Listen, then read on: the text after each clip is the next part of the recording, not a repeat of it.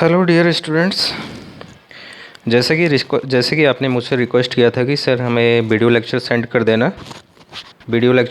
देना किस पे, simplex method and artificial variable method पे। तो यहाँ पे मैं आपको सिंपलेक्स मेथड पे वीडियो लेक्चर बना के सेंड करने जा रहा हूँ, जिससे कि सॉल्व करते हुए आपको समझ में आ जाएगा कि कैसे प्रॉब्लम को स्टैंडर्ड फॉर्म में कन्वर्ट करना है, देन कैसे इनिशियल सिंपलेक्स टेबल बनाना है, और देन कैसे ऑप्टिमलिटी कंडीशन चेक करना है, देन कैसे सॉल्यूशन इम्प्रूव करना है, और देन कैसे फाइनल सॉल्यूशन आना है। ठीक है, तो यहाँ पे हम एक अपना प्रॉब्लम ले लिया, solve by simplex method. Max Z is equal to 4x1 plus 10x2 subject to constants 2x1 plus x2 less than is equal to 10, 2x1 plus 5x2 less than is equal to 20, 2x1 plus 3x2 less than is equal to 18, and subject to non-negative restrictions are x1 and x2 are greater than or is equal to 0। ठीक है, तो sorry, सबसे पहले अब क्या करना है हमें, सबसे पहले इस प्रॉब्लम को हमें स्टैंडर्ड फॉर्म में कन्वर्ट करना है। अब स्टैंडर्ड फॉर्म में कन्वर्ट करने के लिए स्टेप बाय स्टेप मैंने बताई है, पर मैं यहाँ पे स्टेप बाय स्टेप तो नहीं लूँगा, लेकिन मैं आपको डायरेक्ट ही ले लूँगा कि पहले स्टेप में हम क्या करते हैं कि first of all be check the all right hand side values. क्या चेक करते हैं हम? Right hand side value check करते हैं कि जनरल में डाल रहा हूँ कि स्टेप फर्स्ट क्या करते हैं, in step first be check the right hand side values of subject to constants. देखो कि whether the right hand side values of subject to constants are positive, right, if so then no issue. यानी कि ये जो right hand side values हैं, देखो यहाँ पहले में क्या है 10 है, दूसरे में 20, तीसरे में क्या है 18, तो ऑलरेडी क्या है, ऑलरेडी ये पॉजिटिव है, और इनको हम क्या बोलते हैं, BI भी बोलते हैं। ये B1, ये B2 और ये क्या है B3। तो all BIs are positive, so there is no need to convert them into positive as because values of BI, all values of BI are positive. तो स्टेप फर्स्ट में करते हैं, राइट। सो यहाँ पे हम क्या नोट डाल देंगे, as all BIs are positive, so there is no need to convert the right hand side values into their positive form। Okay, ये हो गया। अब स्टेप सेकंड में क्या करते हैं हम, ये तो स्टेप बाय स्टेप मैंने बताया था, अदरवाइज ये एक में ही आ जाता है, ये दोनों क्या हो जाते हैं स्टैंडर्डाइज अ प्रॉब्लम। दोनों ही मेथड, दोनों किस में आ जाएंगी,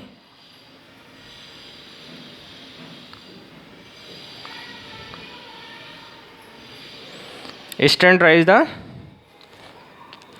problem.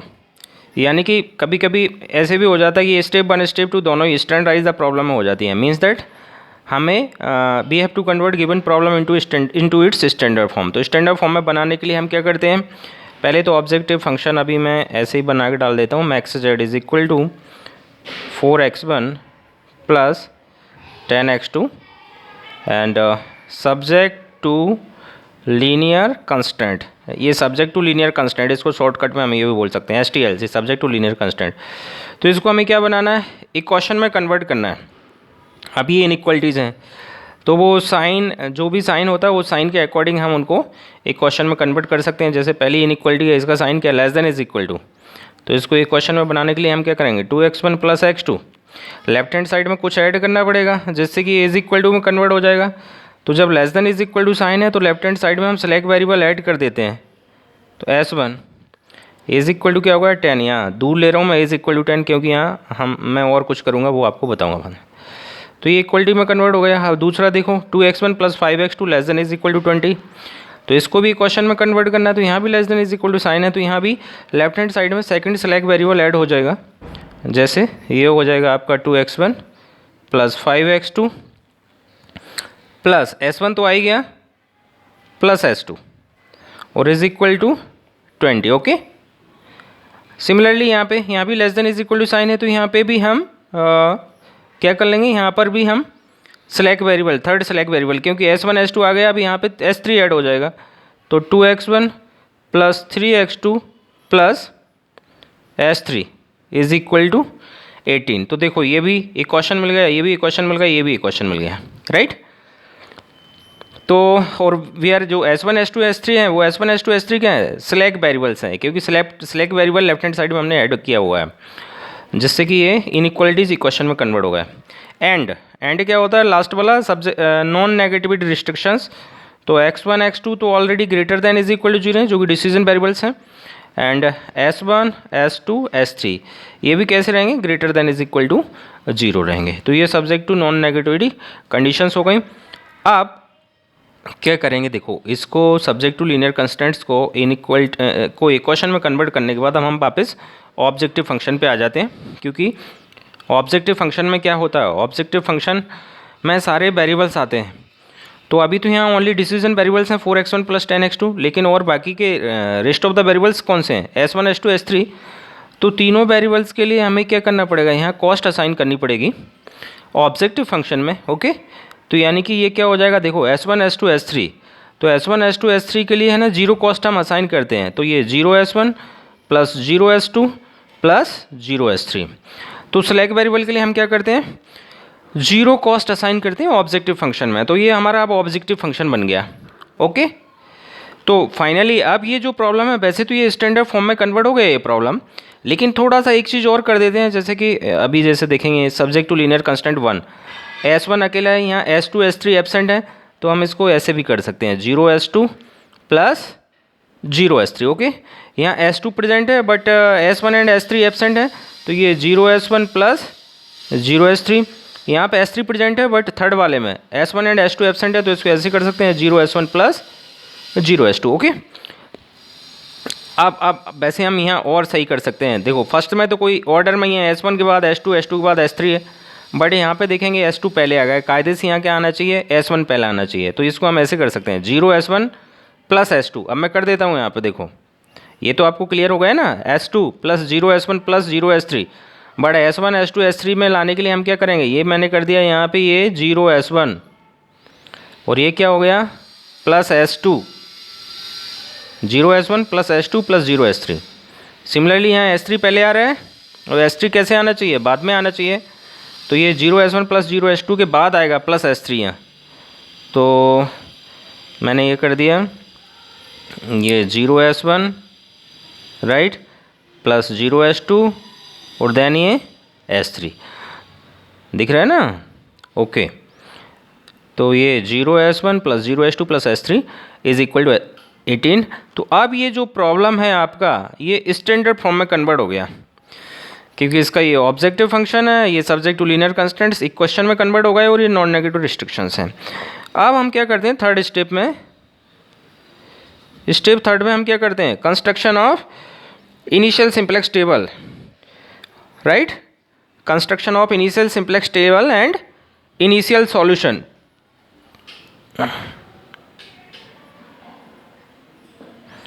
construct the initial simplex table and find initial solution. अब ये स्टेप थर्ड में करते हैं।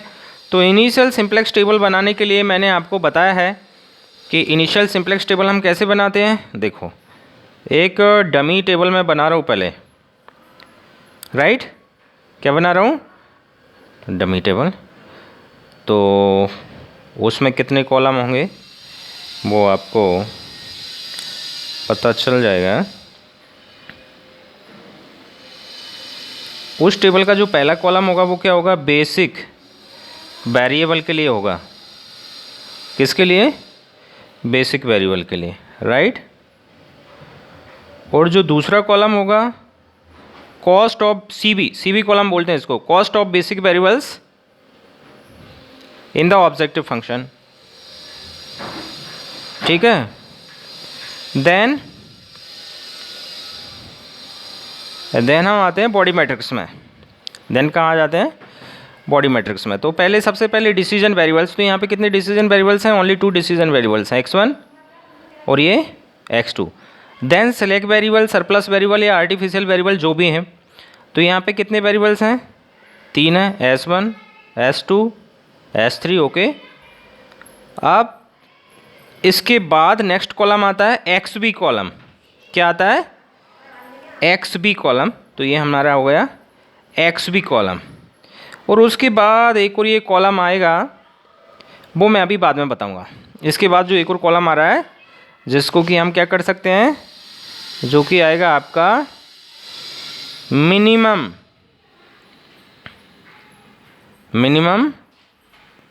Positive ratio. क्या आ जाएगा? Minimum positive ratio.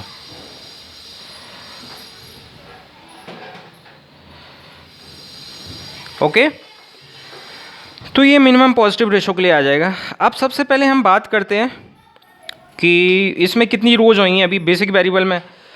तो पहले तो बेसिक वेरिएबल हम बना लेते हैं, उसके बाद फिर मैं इसको बाउंडेड करता हूँ। देखो जो बेसिक वेरिएबल्स कौन से हैं? बेसिक वेरिएबल्स में आप देखेंगे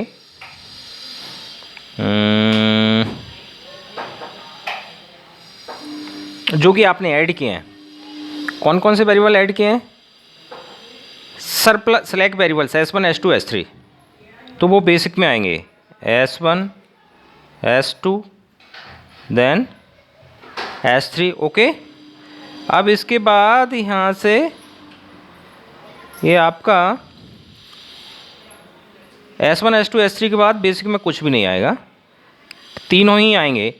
ठीक है, तो एक और बात बताता हूँ, बेसिक वेरिएबल कौन कौन से होते हैं जो इनिशियल सिंप्लेक्स टेबल में आते हैं? Select variable and artificial variable. Select and artificial variable he basic column में आते हैं, सरप्लस वेरिएबल नहीं आता है। ओके, अब सेकंड कॉलम में क्या आएगा? सी बी कॉलम में corresponding cost of S1 S2 and S3 in the objective function. तो देखो S1 का कॉस्ट क्या है? 0। S2 का कॉस्ट क्या है? 0। S3 का कॉस्ट क्या है? 0। ओके, अब x1, ये x1 x2 से जो मिलेगा body matrix, S1 S2 S3 से मिलेगा जो हमें वो हो जाएगा आइडेंटिटी मैट्रिक्स। वो क्या हो जाएगा? Identity matrix. तो पहले हम बॉडी मैट्रिक्स बनाते हैं। तो बॉडी मैट्रिक्स के element that is elements of x1 इस कॉलम के कैसे मिलेंगे? तो ये देखो जरा, यहाँ ये जो सब्जेक्ट टू लीनियर कंस्टेंट्स हैं, पहला दूसरा तीसरा, तो x1 का कोएफिशिएंट पहले कंस्टेंट में क्या है? 2 है। x1 का कोएफिशिएंट सेकंड कंस्टेंट में, तो यहाँ भी 2 है। x1 का कोएफिशिएंट थर्ड कंस्टेंट में, तो वो यहाँ भी 2 है। ओके, देन x2, तो आप देखेंगे ज़रा कि यहाँ पे जो है आपका x2, सिमिलरली आप देखो ये subject to linear constants x2, तो coefficient of x2 in first subject to linear constant, तो x2 में यहाँ पे क्या है? 1 है। यहाँ पे क्या है? देखो 5 है। और यहाँ पे क्या है? देखो 3 है। ओके, तो x2 कॉलम के भी एलिमेंट आ गए हमारे पास। आप देन S1 कॉलम, तो S1 का भी सेम रहेगा कि first subject to linear coefficient of S1 in first subject to linear constant, in second linear constant and in third constant. तो S1 का जो कोएफिशिएंट है subject to linear constant first है, फर्स्ट में क्या है? 1। सेकंड में क्या है? 0। एंड थर्ड में क्या है? थर्ड में भी आपका 0 है। ओके, तो ये S1 कॉलम बन गया। देन हम S2 कॉलम की बात करते हैं। तो S2 कॉलम में भी आप देखो सिमिलरली कोएफिशिएंट ऑफ S2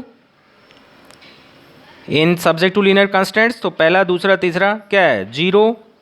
पहले में क्या है? 0 है कोएफिशिएंट S2 का, दूसरे में 1 है और तीसरे में क्या है? 0 है। सिमिलरली S3 का आ जाएगा, तो S3 का क्या आ जाएगा? देखो पहले में 0, दूसरे में 0 एंड थर्ड में 1। अब बात करते हैं XB कॉलम। तो XB कॉलम मतलब right hand side values. XB column का मतलब क्या है? Right hand side values. तो राइट हैंड साइड वैल्यूज क्या है? 10 20 18, ये 10, ये 20, ये 18। ओके, देन अब हमारा आएगा क्या आएगा?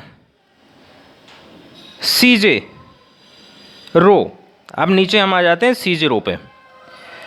तो CJ रो, उसके बाद CJ रो के बाद आएगा ZJ रो। क्या आएगा? Z row, then at last आएगा रो बना रहे हैं हम डेल जे रो, तो डेल जे क्या होता है, सी जे माइनस जेड जे, सी जे माइनस जेड जे। ओके, तो ये एक डमी टेबल हमारा बन गया। अभी इसकी मैं कॉलम तो बना लिए हैं सारे, अब जो रोज़ हैं रोज़ की एंट्रीज और फिलअप करनी है हमें। तो सबसे पहले बात करते हैं सी जे, जो सी जे रो है, सी जे रो में यहाँ पे जो एलिमेंट आएगा वो C1, यहाँ पे C2, यहाँ पे C3, यहाँ पे C4, यहाँ पे C5, और जो C1 क्या है, C1 मतलब cost of x1 in objective function. तो कॉस्ट ऑफ x1 क्या है, ये देखो 4 है। अब यहाँ x2 में क्या आ जाएगा, cost of x2 in objective function, तो क्या है 10 है देखो। Then cost of s1 in objective function 0, cost of s2 in objective function तो ये भी 0 है, cost of s3 in objective function ये 0 है। तो ये सी जे कॉलम जो सी जे रो है, सी जे रो की values means that cost of variables, decision variables and जो आपके बेसिक वेरिएबल्स हैं उनका कॉस्ट आ जाएगा, है ना। तो अब ये जो है तो ये अपना फिक्स रहेगा, इसमें सी जे रो में कोई ज़्यादा चेंजेस नहीं होते क्योंकि सी जे रो में जो एलिमेंट है वो फिक्स होते हैं ना। नेक्स्ट है, अब हम जेड जे रो के एलिमेंट के लिए आते हैं। जेड जे रो के जो एलिमेंट हैं आपके, किसके, जेड जे रो के, तो जेड जे रो का जो फर्स्ट एलिमेंट है वो कैसे मिलेगा, जैसे यहाँ पे Z1, ये Z2, यहाँ पे मिलेगा Z1, यहाँ Z2, Z3, Z4, Z5 मिलेगा। तो जो Z1 है वो कैसे मिलेगा, सिग्मा CB x1 से मिलेगा। किससे मिलेगा, जैसे हम बात करें Z1 is equal to sigma CB x1, ये CB ये x1, और सिग्मा CB x1 का मतलब क्या है, multiplication of corresponding element of CB column and x1 column. तो देखो 0 into 2, 0 into 2 plus 0 into 2 plus यहाँ भी 0 इंटू 2, तो यानी कि क्या मिल जाएगा, 0 मिल जाएगा। अब चूंकि CB कॉलम में सारे एलिमेंट 0 0 हैं तो हमें ये क्या मिलेगा, ये यहाँ पे अभी जैसे Z1 0 मिला, सिमिलरली Z2 कैसे मिलेगा, Z2 is equal to sigma CB x2 से मिलेगा, तो ये भी 0 मिल जाएगा, सॉरी हाँ यस, और यहाँ S1 भी 0 मिलेगा, S2 भी 0 मिलेगा, S3 भी मिलेगा। ये 0 कैसे मिला, सिग्मा CB S1 से मिला, ये 0 कैसे मिला, सिग्मा CB S2 से मिला, और ये 0 कैसे मिला, सिग्मा CB S3 से मिला। ओके, देन हम बात करते हैं अपना डेल जे रो की। तो डेल जे कैसे मिलता है, CJ माइनस डेल जे मिलेगा हमें CJ माइनस ZJ से। डेल जे कैसे मिलेगा, CJ माइनस ZJ से। तो यहाँ CJ माइनस ZJ यानी डेल जे का पहले एलिमेंट क्या आएगा, डेल J1, तो डेल J1 क्या बनेगा, C1 माइनस Z1, 4 माइनस 0 4, ये मिलेगा 10 माइनस 0 10, यहाँ मिलेगा 0 माइनस 0 0, यहाँ मिलेगा 0 माइनस 0 0, यहाँ मिलेगा 0 माइनस 0 0। ओके, तो ये हमें मिल गया डेल जे मिल गया है। अब स्टेप 4 में क्या करते हैं हम, नेक्स्ट स्टेप 4 में हम करेंगे optimality condition, be check the optimality condition sorry, step 3 हो गया। तो स्टेप 3 में तो हमने क्या कर लिया, इनिशियल सिंप्लेक्स टेबल बना लिया। ओके, और इनिशियल सिंप्लेक्स टेबल बनाने के बाद हम इसका एक इनिशियल सॉल्यूशन, और इसका क्या करेंगे हम, इनिशियल सॉल्यूशन और हम फाइंड आउट कर लेंगे। तो वो इनिशियल सॉल्यूशन ऑप्टिमल हो गया नहीं होगा, वो ऑप्टिमलिटी कंडीशन से पता चलेगा कि ऑप्टिमलिटी कंडीशन ट्रू है या नहीं है, राइट। तो सबसे पहले हम देखते हैं ज़रा इसका जो है इनिशियल सॉल्यूशन कैसे मिलेगा। देखो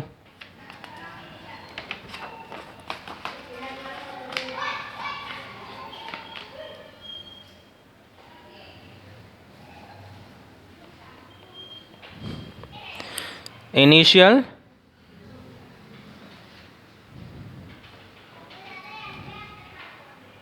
सॉल्यूशन, तो इनिशियल सॉल्यूशन के लिए आपको इनिशियल सिंपलेक्स टेबल है, वो इनिशियल सिंपलेक्स टेबल से वेरिएबल की वैल्यू फाइंड आउट करनी पड़ेगी। किसकी वैल्यू फाइंड आउट करनी पड़ेगी? वेरिएबल की वैल्यू फाइंड आउट करनी पड़ेगी। Okay,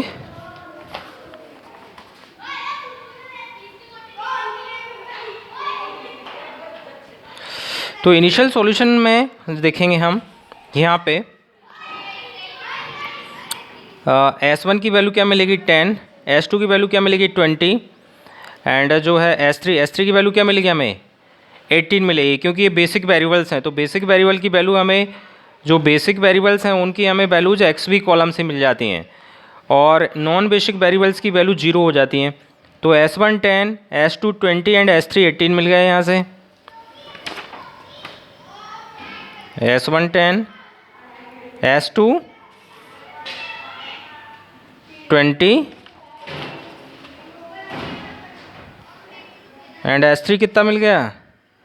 S3 is equal to 18। अब इनके अलावा जो नॉन बेसिक वेरिएबल्स हैं, ये तो क्या थे? बेसिक वेरिएबल्स थे।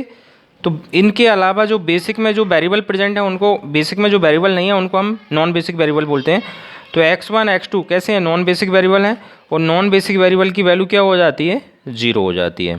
ओके, तो x1 x2 क्या हो गया? 0 हो गया। तो इनिशियल सॉल्यूशन की अगर हम बात करें तो इनिशियल सॉल्यूशन आ जाएगा, ये x1 x2 s1 s2 s3 की वैल्यू ऑब्जेक्टिव फंक्शन में पुट कर दो।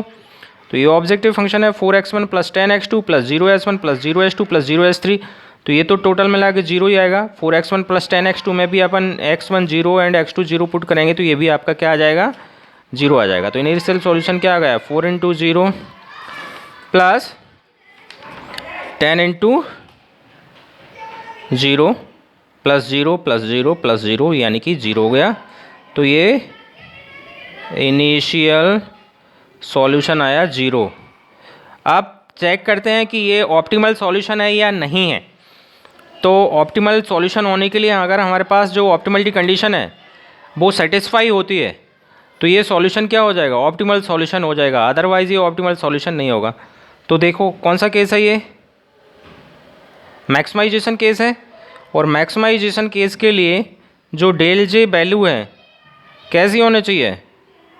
आइदर लेस देन, यानी आइदर नेगेटिव और 0 होना चाहिए। कैसी होना चाहिए? Negative and 0। अगर कोई वैल्यू पॉजिटिव है डेल जीरो में तो फिर ऑप्टिमलिटी कंडीशन सेटिस्फाई नहीं होगी। तो बट यहाँ पे देखो आप डेल जीरो चेक करते हैं तो ये 4, ये 10 और 0 0 0, तो ये ऑप्टिमलिटी कंडीशन यहाँ सेटिस्फाई नहीं हो रही। क्यों? क्योंकि यहाँ दो एलिमेंट ऐसे हैं 4 एंड 10 जो कि कैसे हैं? पॉजिटिव हैं। दो एलिमेंट ऐसे हैं जो कि पॉजिटिव हैं, तो इसलिए यार optimality condition is not satisfied. तो क्या करेंगे हम? अब क्या करेंगे हम? ऑप्टिमलिटी कंडीशन सेटिस्फाई नहीं हो रही है तो हम अपना सॉल्यूशन इंप्रूव करने के लिए जाएंगे। तो ऑप्टिमलिटी कंडीशन ट्रू नहीं हो रही है तो इसका मतलब है कि this is not an optimal solution. तो ये वाला जो सॉल्यूशन इनिशियल सॉल्यूशन मिला है वो ऑप्टिमल सॉल्यूशन नहीं है। कैसा नहीं है? ये सॉल्यूशन ऑप्टिमलिटी सॉल्यूशन नहीं है। तो अब क्या करेंगे, है ना, we want to find out the optimal solution of this problem. तो ऑप्टिमल सॉल्यूशन फाइंड आउट करने के लिए हम सॉल्यूशन को क्या करेंगे? इंप्रूव करेंगे। और सॉल्यूशन को इंप्रूव करने के लिए हमें रिवाइज सिंप्लेक्स टेबल बनानी पड़ेगी। और वो रिवाइज सिंप्लेक्स टेबल बनाने के लिए हमें की कॉलम, की रो, की element, incoming variable, outgoing variable ये फाइंड आउट करना पड़ेंगे।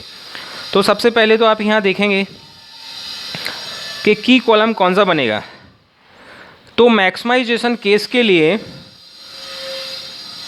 लार्जेस्ट पॉजिटिव डेल जे वैल्यू, सुनना जरा ध्यान से, मैक्सिमाइजेशन केस के लिए लार्जेस्ट डेल जे वैल्यू वाला जो कॉलम होगा वो की कॉलम होगा। तो ये 4 एंड 10 में से कौन सी लार्जेस्ट डेल जे वैल्यू है या ग्रेटेस्ट डेल जे वैल्यू है? 10। तो ये वाला जो कॉलम है यानी कि ये आपका की कॉलम हो गया, x2 वाला कॉलम। और जो x2 वेरिएबल है ये आपका इनकमिंग वेरिएबल हो जाएगा। क्या हो जाएगा? इनकमिंग वेरिएबल हो जाएगा। तो this is the key column और x2 is incoming variable. Okay, next अब क्या करते हैं, हम की रो फाइंड आउट करने के लिए जाते हैं। तो की रो फाइंड आउट करने के लिए हमें मिनिमम पॉजिटिव रेशो वाला कॉलम फाइंड आउट करना होता है। क्या फाइंड आउट करना होता है? मिनिमम पॉजिटिव रेशो वाला कॉलम। तो ये वाला जो है मिनिमम पॉजिटिव रेशो वाला कॉलम है। तो मिनिमम पॉजिटिव रेशो वाला कॉलम फाइंड आउट करने के लिए हम कैसे फाइंड आउट करते हैं कि जो एक्स बी कॉलम है, तो elements of X B column are divided by corresponding elements of key column. यानी कि यहाँ पे 10 का करस्पॉन्डिंग एलिमेंट की कॉलम में क्या है? 1 है। तो 10/1 इज इक्वल टू 10। ओके, दूसरा क्या मिलेगा? 20/5। भाग दे के भी बता देता हूँ मैं आपको। 20/5 इज इक्वल टू 4। एंड तीसरा क्या है? 18/3 इज इक्वल टू 6। तो ये आपका लास्ट वाला कॉलम बन गया, जिसको हम क्या बोलेंगे? Minimum positive ratio column. तो इसकी हेल्प से हमें की रो मिल जाती है। की रो कैसे मिलेगी? First of all identify the minimum positive value, minimum positive value of the minimum positive ratio column, और find out the minimum positive value amongst the all values. तो यहाँ पे कितनी वैल्यू है? 10, 4, 6। इन तीनों में से सबसे मिनिमम कौन सी वैल्यू है? तो वो ये 4। कितनी है? 4। अब इसके सामने वाली जो रो है, कौन सी? ये जो रो है, ये क्या हो गई? ये की रो हो गई है। ये क्या हो गई है? की रो हो गई है, इंक्लूडिंग दिस एलिमेंट। और यहाँ पे इस रो में जो वेरिएबल आ रहा है बेसिक का, ये x2, तो ये S2 क्या हो गया? आउट गोइंग वेरिएबल बन गया। S2 क्या बन गया? Out going variable. ओके, और अब इंटरसेक्शन एलिमेंट कौन सा है दोनों का? की कॉलम एंड की रो का। ये 5 स्टार। तो this is the intersection element of की रो एंड की कॉलम। ओके, तो फाइनली हमने क्या कर लिया? क्या आइडेंटिफाई किया? की रो, की कॉलम, की रो, की element, incoming variable, outgoing variable. अब ये सब आइडेंटिफाई करने के लिए हम रिवाइज सिंप्लेक्स टेबल बनाने के लिए जाएंगे। तो रिवाइज सिंप्लेक्स टेबल कैसे बनेगा देखते हैं। यहाँ पे बनाते हैं हम revise simplex table. Revise simplex table. Okay, तो रिवाइज सिंप्लेक्स टेबल में क्या होगा? अब टेबल बनाना आपको आता ही है। पहला basic variable, column 4 basic variables, then CB column, right? Then x1, then x2, then s1, s2, s3 and इधर xb। ओके, और इधर आ जाएगा नीचे आपका CJ रो, देन आ जाएगा ZJ, देन इधर क्या आ जाएगा? Del J is equal to CJ minus ZJ। Okay, ये आपका अभी हमने टेबल बनाया। अब अकॉर्डिंग टू प्रोसीजर क्या है कि यहाँ पे वाला टेबल देखेंगे आप कि जो बेसिक वेरिएबल है, बेसिक वेरिएबल में आउटगोइंग वेरिएबल बेसिस को लीव कर देगा और उसकी जगह इनकमिंग वेरिएबल आ जाएगा, बाकी सब वैसा का वैसा रहेगा। तो ये S1 एज इट इज़ रहेगा विथ 0 कॉस्ट, बट S2 की जगह क्या आ जाएगा? ये x2 विद कॉस्ट 10 आ जाएगा। इस S2 की जगह ये incoming variable x2 with cost 10 आ जाएगा और S3 0 ही रहेगा। तो ये करते हैं हम S1 cost 0, x2 with cost 10, S3 with cost 0, क्योंकि S1 और S3 तो एज इट इज़ रहेंगे, लेकिन आउट गोइंग वेरिएबल कौन सा हमारा? ये S2 है आउट गोइंग वेरिएबल। तो ये बेसिस को लीव कर देगा और इसकी जगह इनकमिंग वेरिएबल आ जाएगा, तो ये x2 आ जाएगा।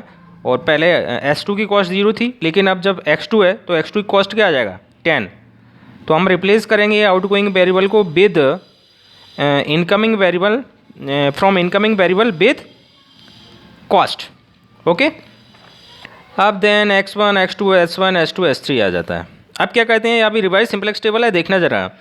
तो रिवाइज सिंपलेक्स टेबल बनाने के लिए हमें क्या होता है, हमारे पास कंडीशन ये है कि जो की एलिमेंट है वो की एलिमेंट क्या होना चाहिए, की एलिमेंट यूनिटी होना चाहिए।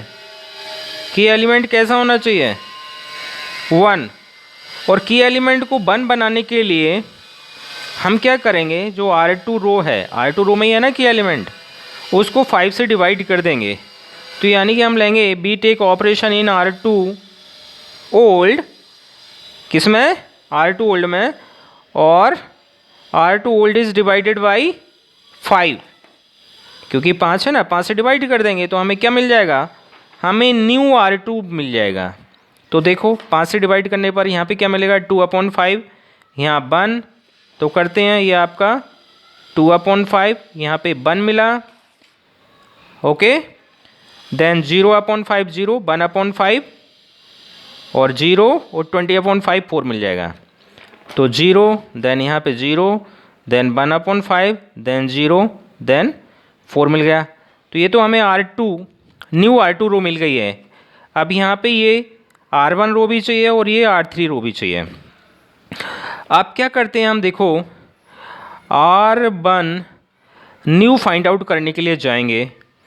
तो R1 न्यू फाइंड आउट करने के लिए हम R1 ओल्ड में ऑपरेशन लेंगे with the help of R2 new, with the help of R2 new. अब देखो हमारा मेन एम क्या है, इस 1 को पहले कंडीशन क्या है कि आपका जो है की element should be unity, and जो की एलिमेंट के ऊपर और नीचे वाले जो एलिमेंट है वो 0 होना चाहिए, की एलिमेंट 1 होना चाहिए। तो ये R2 में ऑपरेशन लेने के बाद ये की एलिमेंट तो हमने 1 बना लिया है। अब उसके बाद आप क्या करेंगे, हम उसके बाद एक की एलिमेंट के ऊपर वाला एलिमेंट यानी R1 में ये क्या होना चाहिए 0 होना चाहिए। तो 0 बनाने के लिए न्यू R1 रो हमें फाइंड आउट करना है। न्यू R1 रो में जो 1 होगा वो 0 होगा। तो हम ऑपरेशन क्या लेंगे, R1 ओल्ड में हम ऑपरेशन लेंगे, किस में लेंगे R1 ओल्ड में, और किसकी हेल्प से लेंगे R2 न्यू की हेल्प से। तो ये R2 न्यू है, R2 न्यू में यहाँ पे 1 है और यहाँ पे 1 है, तो ये इसको 0 बनाने के लिए क्या करेंगे, R1 old minus R2 new minus R2 new. तभी तो हमारा क्या होगा, यहाँ पे ये जो है इसकी एलिमेंट के ऊपर वाला